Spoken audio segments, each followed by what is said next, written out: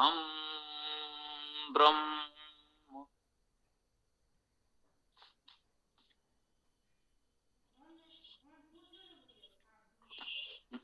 ओम यजुर्वेद अध्याय 35 मंत्र 6।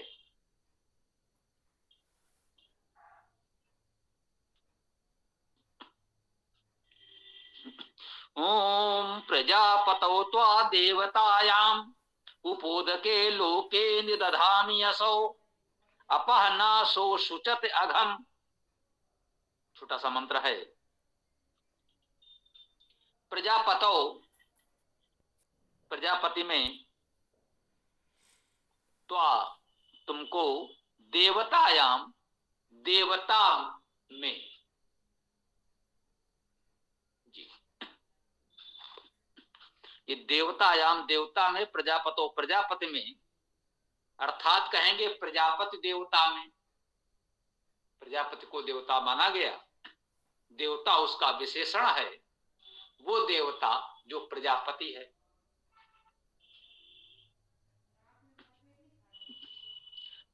देवता शब्द यहां पर स्पष्ट है, इसको समझना है। वैसे तो देव शब्द बना देव धातु से और उसी में ता प्रत्यय लगा तो देवता हो गया।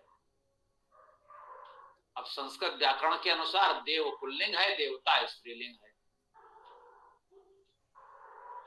वास्तव में देवता गुण है, वो स्त्री या पुरुष तो नहीं हो सकता, परंतु व्याकरण में जैसा कि हमने बताया है कि वो शब्दों के केवल सूची समझें, जिनके रूप या विभक्त प्रत्येक समान चलते हैं उनको पुल्लिंग, स्त्रीलिंग या नपुंसक लिंग, उभयलिंग के रूप में परिगणित कर लिया गया है।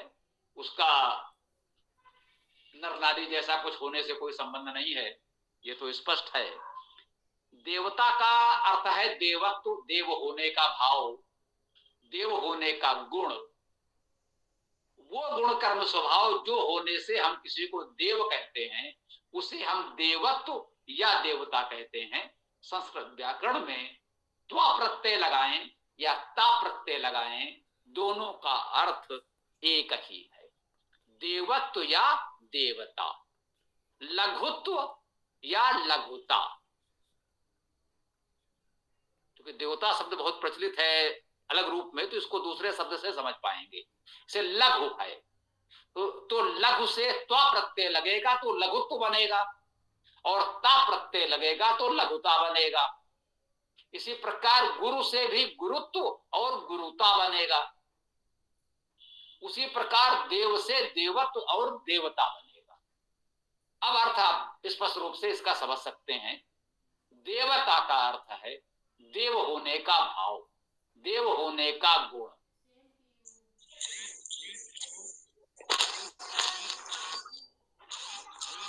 ये माइक क्यों खुल रहा है? माइक ऑन ना हो, सीताराम जी देखते रहिएगा। तो ना कह रहे हैं प्रजापतो त्वा देवता, अर्थात प्रजापति देवता में वह देवत्व जो प्रजापति में हो, जो प्रजा का अधिपति है, उसमें जो देवत्व है, अर्थात वह दिव्य गुण कर्म जो किसी को प्रजापति बना देता है, प्रजा का अधिपति बना देता है। प्रजा का अर्थ जो प्रकट रूप से प्रमुखता से उत्पन्न है वो प्रजा, और उस प्रजा का जो अधिपति है वो प्रजापति। प्रजापति वेद में जब आता है तो सामान्यतः ये परिवार के प्रमुख के अर्थ में आता है, ये भी हमें समझना है। सामान्यता ये कोई नियम नहीं बनाया जा सकता, परंतु सहजता से इसको इस रूप में समझें तो जो एक परिवार है तो उस परिवार का जो प्रमुख है, परिवार का मुखिया है, उसके लिए भी प्रजापति शब्द का प्रयोग होता है। संपूर्ण सृष्टि का एक प्रजापति है, वो परमेश्वर है। हमारे छोटे से परिवार कुटुंब का एक प्रजापति होता है, जो हमारे परिवार के प्रमुख हैं, मुखिया हैं, हमारे दादाजी आदि हैं। वो उस परिवार के, उस कुल के प्रजापति कहलाते हैं। और वेद में इस अर्थ में प्रजापति का प्रयोग सामान्यता आपको मिलेगा। तो मुख्य अर्थ तो परमेश्वर से होता ही है, उसमें तो कोई बात ही नहीं है। तो कह रहे हैं प्रजापतो त्वा देवतायाम, वह संपूर्ण सृष्टि का प्रजापति परमेश्वर है, उसमें जो दिव्य गुण है उसमें उपोद के, उप उद के, देखिए उप उद के हम लोग संधियां विग्रह करके लिख रहे हैं, लेकिन ऐसा नहीं है कि अब वो सर्वत्र संधियां विग्रह करने का कोई हमने प्रण कर लिया हो। व्यवहारिक दृष्टि से ये उपसर्ग है और सीधा सरल सा छोटा सा शब्द बन रहा है उपोद के, तो उप उद के कहने की कोई आवश्यकता नहीं है, ये एक शब्द है। विद्यालय में संधि विच्छेद तो नहीं करेंगे, ऐसे बहुत से शब्द मिलेंगे। तो उपोद के अर्थात उदक के समीप में, उपसमीप, उदक, उदक के समीप में, उपोदक में ऐसा कह सकते हैं, लोके, लोक में। हम देख रहे हैं इन सभी शब्दों में सप्तमी एक वचन है। इसको आप ऐसे ही समझ लेंगे, सबका अर्थ करते समय हम भाषा की विभक्ति में का प्रयोग कर रहे हैं। ये सभी शब्द सप्तमी एक वचन में है। प्रजापतो देवतायाम उपोद के लोके, इतने शब्द सप्तमी एक वचन में हैं, अर्थात ये सब का अर्थ एक साथ होगा। ये सब किसी एक का ही विशेषण है, किसी एक की विशेषता बता रहे हैं। अब वो मुख्य शब्द क्या है? प्रजापति है, जो प्रजा का अधिपति है, परमेश्वर है या हमारे परिवार का प्रमुख है। कहते हैं उस प्रजापति में जिसमें जो देवत्व है, जो उपोदक है, उदक के समीप है, लोके लोक में, निदधाम, नी उपसर्ग है, दत धातु है धारण करना, निदधाम निश्चित रूप से निरंतर धारण करता हूं, असौ यह या इसको। जैसा अभी हम बता रहे थे कि प्रथमा और द्वितीया में सामान्यता रूप समान होते हैं, असौ प्रथमा में भी और द्वितीया में।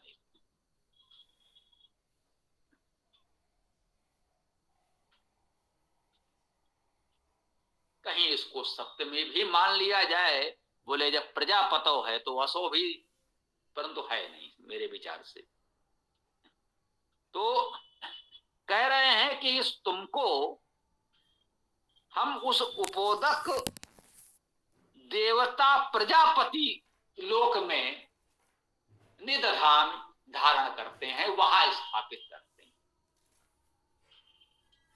अब इसमें जो समझने को शेष है, लोक का अर्थ देखना हम लोग चर्चा कर चुके हैं। लोक धातु का अर्थ देखना है, लोके अर्थात दृश्यमान जगत में जो कुछ दृश्यमान जगत है वो लोक है हमारा।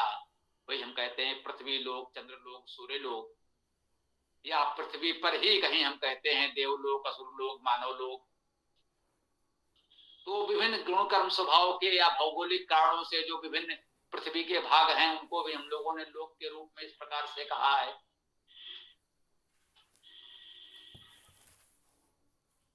देवलोक, भाई जहां अधिकतर देवलोक देव श्रेणी के लोग हों तो सम्मान से हमने उसे देवलोक कह दिया।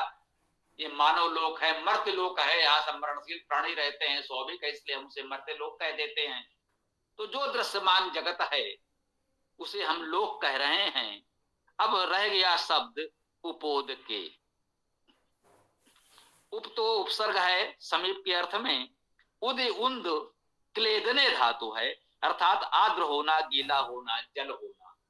इसी से सम उपसर्ग लग करके समुद्र बन जाता।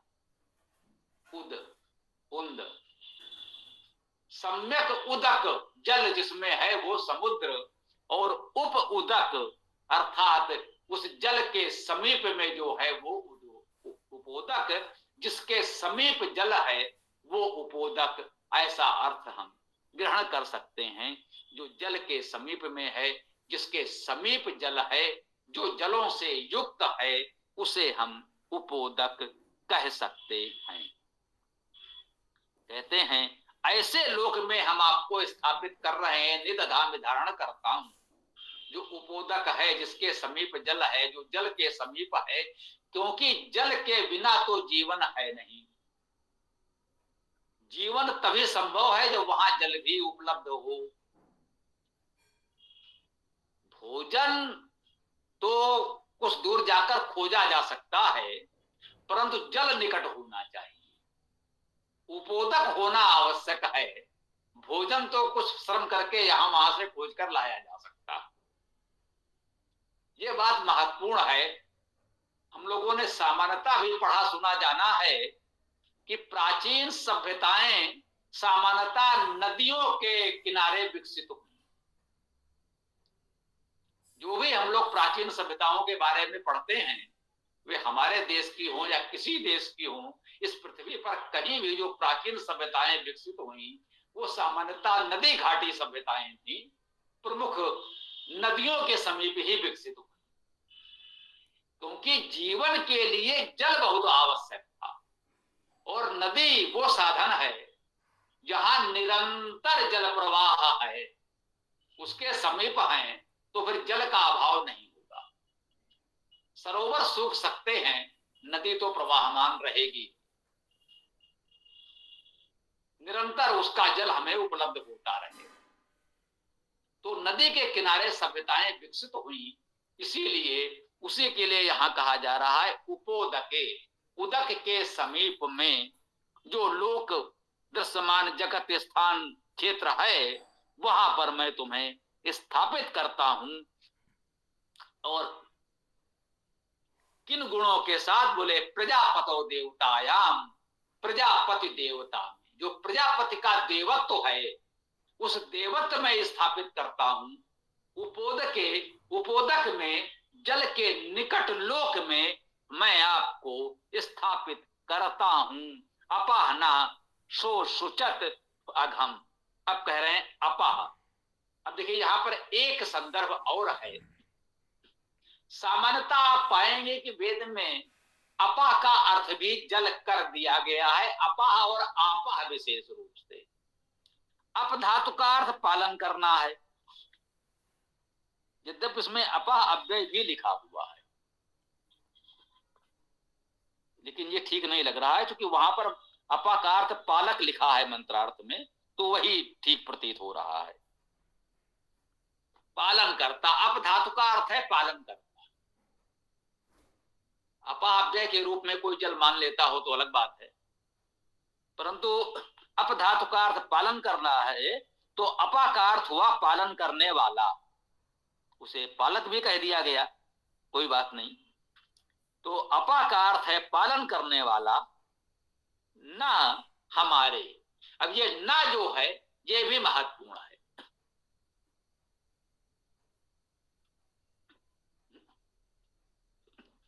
सामान्यता ना को सर्वनाम मानकर उसका अर्थ नहीं निषेध कर लेते हैं। लौकिक संस्कृत में तो यह सर्वत्र होता ही होता है। वेद में बहुधा ना का अर्थ ना के स्थान पर हमारे भी होता है, अर्थात जो ना शब्द है, ना का अर्थ है हमारा, हमारे। उसके विसर्ग का लोप हो गया। अब विसर्ग का लोप क्यों हो गया, इसका कोई नियम हम तो नहीं बता सकते, कोई जानता हो तो बता दे, यदि कोई इसका नियम होता हो। हम यही कह सकते हैं कि वो लोक भाषा है, होता है तो होता है। ये भी कह सकते हैं ना का अर्थ भी हमारा होता है, जैसे ना का अर्थ हमारा होता है। दोनों पर्यायवाची शब्द हैं, अव्यय हैं, होता है तो होता है। तो ना का अर्थ अव्यय के रूप में नहीं भी है, ना का अर्थ अव्यय के रूप में हमारा भी है, और ना का एक और अर्थ है उसके समान युव के अर्थ में। संस्कृत में जैसे एक अव्यय युव होता है, तो अपा ना का अर्थ अपा के समान भी कर सकते। यह भी शुद्ध है, बिल्कुल सही अर्थ होगा। यदि इसका अर्थ हम यहां करें अपहना, अपह के समान, तो पालन कर्ता के समान। सो सुचत, सो सुचत में सुच धातु है, पवित्र करना। ये सो उसी का जो कह सकते हैं अभ्यास कहते हैं व्याकरण में, उस शब्द पुनरुक्त हो जाता है, जैसे हमने बताया पट धातु से पपाठ बन गया, तो ये सुच धातु से सो सुचत हो गया, अर्थात पवित्र करता है अघम, अघ को पवित्र करता है। अघ का अर्थ सामान्यतः हम लोग पाप अपराध ही मानते हैं।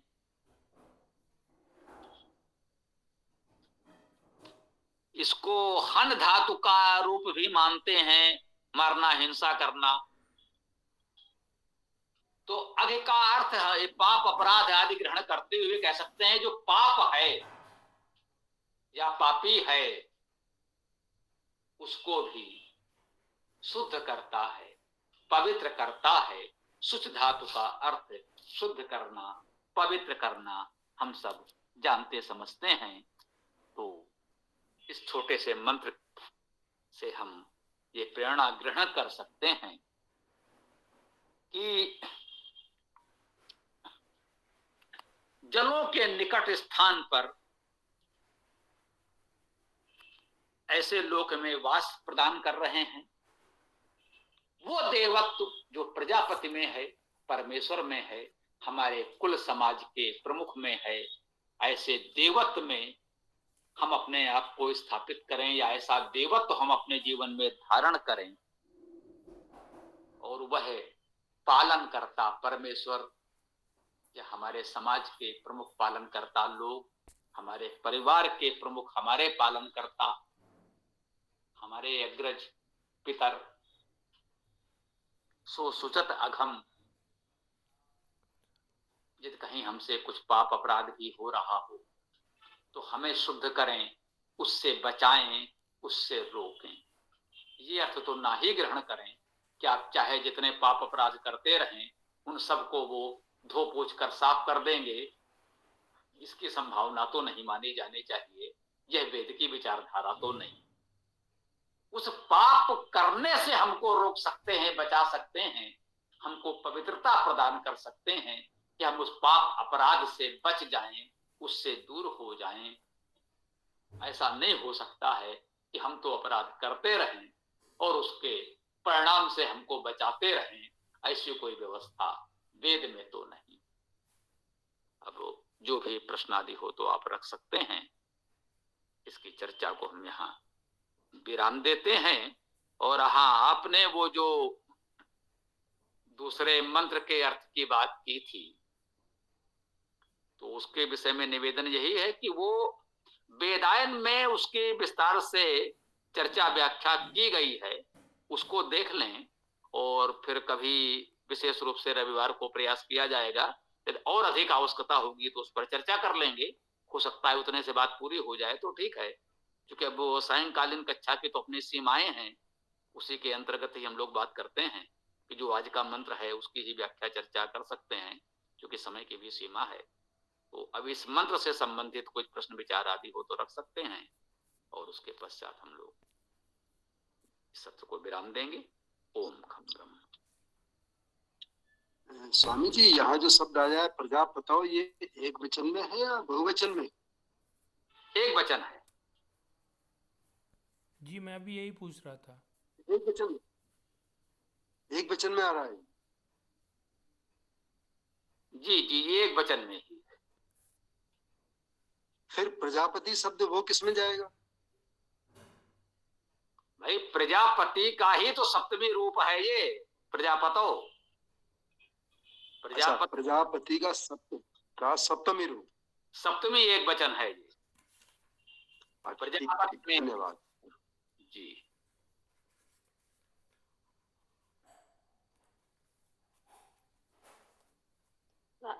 आचार्य जी, इसमें जो देवता शब्द आया ना, देवतायाम, तो इससे तो आपने समझाया कि ये स्त्रीलिंग में आ जाता है, तो देवतायाम हो गया सप्तमी का एक वचन। लेकिन एक सूक्ति पढ़ी थी तो उसमें आया था कि माता देवता नाम देवता, माता दैवता नाम था कि देवता नाम देवता, तो उसमें जो देवता नाम जो आया था, तो उसको तो पुल्लिंग में ही पढ़ा था हमने। तो फिर ये देवताओं की भी देवता है, माता देवताओं की देवता है, तो फिर वो जो देवताओं की, फिर वो भी स्त्रीलिंग मानेंगे कि वो उसको पुल्लिंग मानेंगे?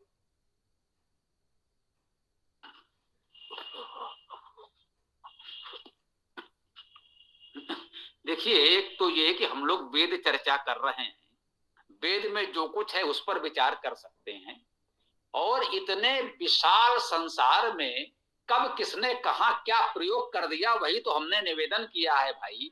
कि कोई व्याकरणाचार्य लाठी लेकर प्रत्येक व्यक्ति के सर पर तो खड़ा नहीं हो सकता कि आपने ऐसा कैसे प्रयोग कर दिया, मैंने तो इसे इस लिंग वचन कारक में बताया था, आपने ऐसा कैसे लिख दिया, ऐसा कैसे बोल दिया।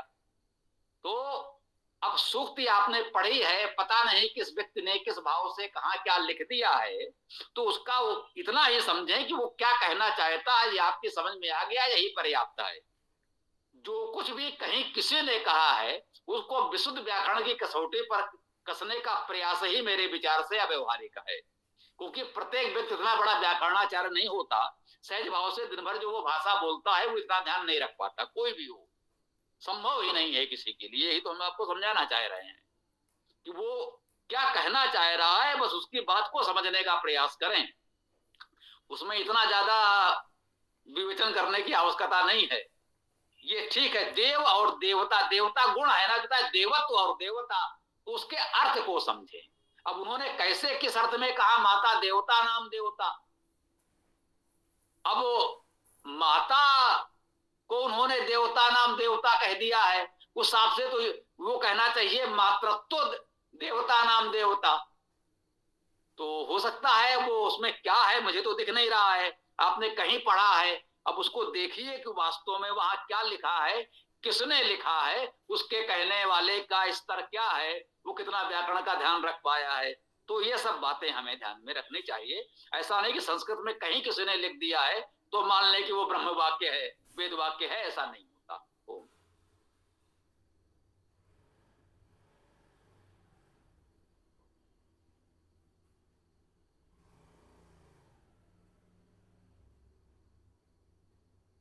आचार्य जी, इसमें जो असौ लिखा हुआ है और असौ का यहाँ अर्थ बताया गया है इस, तो ये असौ से ये इस और उस, तो ये इस ही है या उस? मैं गलत समझ रही हूँ, अभी तक मैं जो समझा है वह है या उस, तो अभी तक क्या मैं गलत थी शायद?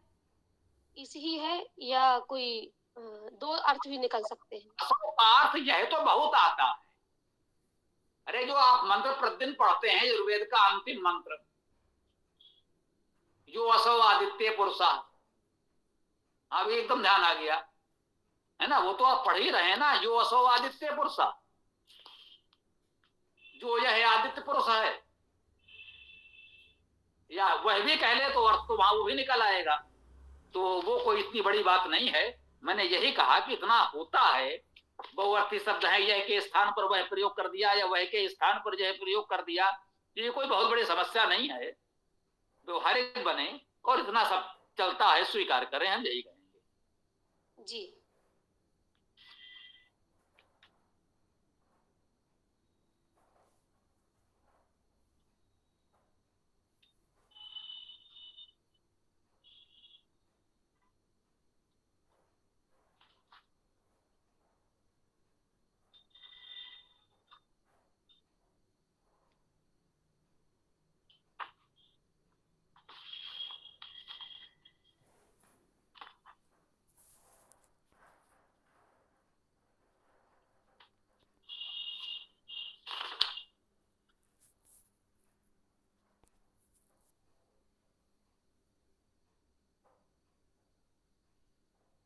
किसी को कुछ और कहना है या इस सत्र को यहाँ समापन किया जाए?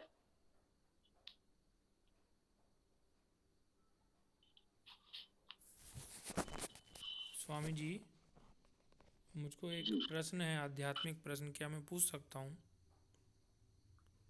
बोलिए, लेकिन समय का है कि देखें, प्रयास करते हैं अगर संभव हुआ। स्वामी जी, वेद में लिखा है, सामवेद में, कि परमात्मा को हम ऐसे प्यार करें जैसे गाय अपने बछड़े को प्यार करती है, और वेद में एक जगह ये भी आया है कि माई विभाए, कि बुद्धिमान भी परमात्मा से डरता है। तो डरना भी है और प्रेम भी करना है, तो मतलब कैसा है स्वामी जी, डरना है कि नहीं करना है? देखिए, एक तो है कि हम शत्रु से डरते हैं, अपराधी से डरते हैं, वो डर है। और एक है कि हम अपनी मां से बहुत डरते हैं। डरते हैं कि नहीं डरते हैं? जो मां से नहीं डरता, क्या आप उसे सभ्य बालक कह सकते हैं? सभ्य बच्चा कह सकते हैं? संस्कारवान बच्चे अपनी मां से बहुत डरते हैं। मां क्या करेगी? उनकी हत्या कर देगी क्या? नहीं, मां कभी हानि नहीं पहुंचा सकती, वो बच्चा बहुत अच्छी तरह जानता है। लेकिन वो सबसे अधिक डरता है तो मां से, क्योंकि मां का इतना देख लेना, कह देना एक दृष्टि से यही पर्याप्त है कि अच्छा तुमने कुछ अनुचित किया है, इतना ही बहुत है। जब हम तुमसे बात नहीं करते, तुमने ऐसा किया, तुमको ऐसा नहीं करना चाहिए था। ये डर बहुत बड़ा डर है, और ये डर होना चाहिए, बिल्कुल होना चाहिए। मां से ये डर तो सभी बच्चों को होना ही चाहिए। बच्चा मां के पास सर्वाधिक सुरक्षित अनुभव करता है, वो मां के पास है, उसका कोई कुछ नहीं कर सकता। लेकिन सबसे अधिक मां से डरता है, क्योंकि मां कहीं रुष्ट ना हो जाए। यही सबसे बड़ा डर है। ये डर अपनत्व का डर है, अपनेपन का डर है। ये डर मित्रों के बीच होता है। भाई हमारा मित्र है, कहीं हमसे रुष्ट ना हो जाए, हमसे दूर ना चला जाए, हमारे किसी बात से वो रुष्ट हो जाए, दूर चला जाए, हमसे ना मिले। ये डर है। ये डर नहीं है कि वो हमें मार देगा। तो डर कितने प्रकार के हो सकते हैं ये देखना, एक दुष्टों से डर और एक अपनों से डर। डर तो है, होना चाहिए। यही तो कहा है, जो परमेश्वर से डरता है उसे किसी और से डरने की आवश्यकता नहीं होती। हम उससे वास्तव में इस भाव से डरते हैं कि भाई कुछ हमसे अनुचित ना होने पाए, ऐसा कुछ ना होने पाए जो परमेश्वर की व्यवस्था से अलग हो, उसके विपरीत हो, कहीं वो हमसे रुष्ट ना हो। वो हमारा अपना है, वो हमारा अहित नहीं करेगा, ये डर उससे नहीं है। आपके समझ में बात आ गई होगी संभवतः। आपको स्वामी जी अनंत धन्यवाद, आपने मेरे अध्यात्म के ग्रंथियों को खोल दिया। बहुत बहुत धन्यवाद स्वामी जी। जी, अभी जो असौ शब्द की हम लोग चर्चा कर रहे थे, ये सर्वनाम अदस पुल्लिंग का प्रथमा एक वचन है।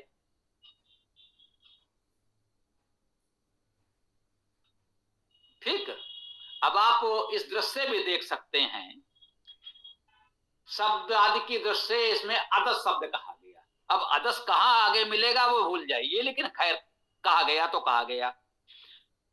कुल मिलाकर यह सीख सकते हैं कि असौ सर्वनाम शब्द है और यह प्रथमा एक वचन। तो इसका अर्थ क्या हुआ? यह अर्थ इसमें यह लिखा है, मुख्य रूप से यह ही है। अब इदम का अर्थ भी यह है, यह भी पुल्लिंग है। इदम यह नपुंसक लिंग भी है, इदम यह स्त्री लिंग भी है। ये अदस यह पुल्लिंग है, अदस यह नपुंसक लिंग है, अदस यह स्त्री लिंग भी होगा। ठीक, अब देखिए, असौ पुल्लिंग एक वचन में भी है और स्त्रीलिंग एक वचन में भी है। असौ ही है, ये पुल्लिंग में भी वही अर्थ है, प्रथमा एक वचन, और स्त्रीलिंग में भी प्रथमा एक वचन है। तो इतने विविध प्रयोग आपके व्याकरण में हैं, उसको थोड़ा उदारता से अपनाएं तो सुविधा होगी। हमें लगता है कि अब आचार्य जी, मैंने इसलिए ये शब्द के बारे में पूछा कि जब मैं मिडिल क्लास में पढ़ती थी तो एक उदाहरण आया करता था, और अभी भी आता है वो, कि महापुरुषः, तो महान चा असौ पुरुषः या महान चासौ पुरुषः। तो वो लाइन मुझे आज भी याद है कि उसमें है ना हमारे गुरुजी कहते थे कि असौ यानी महान है, वह पुरुष, महापुरुषः। तो वो जो वह शब्द मेरे दिमाग में अभी तक था, और यहाँ मैंने जब उसको इस पढ़ा कि इदम को हम यह करके पढ़ रहे हैं, तो क्या हो सकता है कि मैंने ही वो जो सुना था वही गलत रहा हो, इसलिए मैंने पूछा कि अदस का वह बताया गया था। डीपली तो कभी नहीं बताया, लेकिन बस उसको वह करके कि महान है जो पुरुष, महान च असौ पुरुषः महापुरुषः। जी, तो यही समझें। वैसे तो यह कहा जा रहा है, इसका अर्थ यह कहा जा रहा है, लेकिन वही मैंने कहा भाई भाषा है, गणित नहीं है। अगर वह के अर्थ में भी किसी ने असो बोल दिया तो कोई इतना बड़ा अपराध तो नहीं कर दिया कि उसे मृत्युदंड दे दीजिए। तो भाषा जी जी जी है ना, तो भाषा में इतना तो तरलता, लचीलापन होना ही चाहिए। तो हम यही तो आपको व्यवहारिकता सिखाना चाहते हैं कि हलंत विसर्ग को लेकर शास्त्रार्थ न करें, उसका उपयोग समझें और उपयोग करें। भाषा का उद्देश्य क्या है, बहुत बात आगे सूत्र की बात बता देता हूं, ध्यान आया भाई। आपका उद्देश्य क्या है? जो हमारा साहित्य पहले से उपलब्ध है, जैसे वेद हम लोग विशेष रूप से पढ़ रहे हैं, ठीक है, तो वेद में क्या लिखा है उसको हम पढ़कर समझ सकें। ठीक, संस्कृत सीखने का हमारा उद्देश्य क्या है कि हम वेद को पढ़ करके उसका अर्थ समझ सकें। एक दूसरी बात, यदि हम ऐसे कुछ लोग मिले संयोग से, भाई हम यहां रह रहे हैं, कोई कहीं रह रहा है, कोई दूसरे प्रदेश का व्यक्ति आया, मान लीजिए हमारी और उसकी बोलचाल की भाषा में पर्याप्त अंतर है, हम एक दूसरे की बात न समझ पाए, हम सब लोग वेद से जुड़े हैं तो संस्कृत से थोड़ा बहुत परिचित हैं, तो भाई अगर वो हमारी भाषा नहीं जानता, हम उसकी भाषा नहीं जानते, तो कुछ संस्कृत का आश्रय लेकर के एक दूसरे से संवाद वार्तालाप संभव हो जाए, मतलब अपनी बात कह सकें, उसकी बात सुन समझ सकें। भाषा का इतना ही उद्देश्य है। और भाषा को लेकर मेरे विचार से शास्त्रार्थ जैसे युद्ध नहीं होने चाहिए। तो भाषा का जो उद्देश्य है अपनी बात को व्यक्त करना और दूसरे की बात को समझ लेना, इतना उद्देश्य पूरा हो जाए तो आपकी भाषा पूरी तरह ठीक है। इससे अधिक व्याकरण की आवश्यकता मुझे नहीं लगती। हाँ, वेद भी पढ़ रहे हैं, उसका अर्थ हम सही समझ सकें तो इतनी व्याकरण थोड़ी सी हमें जान लेनी चाहिए कि वहां अर्थ का अनर्थ ना होने लगे। जैसे अभी मैंने उदाहरण के लिए स्वयं कहा और फिर स्वयं बताया, उसमें कहा गया यो असौ आदित्य पुरुषा। अब यहाँ असौ का अर्थ यह कर दें तो भी ठीक, वह कर दें तो भी ठीक, कोई अंतर नहीं पड़ेगा, उसका भावार्थ वही निकलेगा। ठीक है, तो आज पर्याप्त समय हो गया है, तो अब इस सत्र को हम यहाँ विराम देते हैं। कल सायंकाल इस वेद कक्षा में हम लोग पुनः मिलते हैं। ओम स्वस्ति, ओम नमस्ते, ओम खम ब्रह्म, ओम खम ब्रह्म, ओम खम ब्रह्म।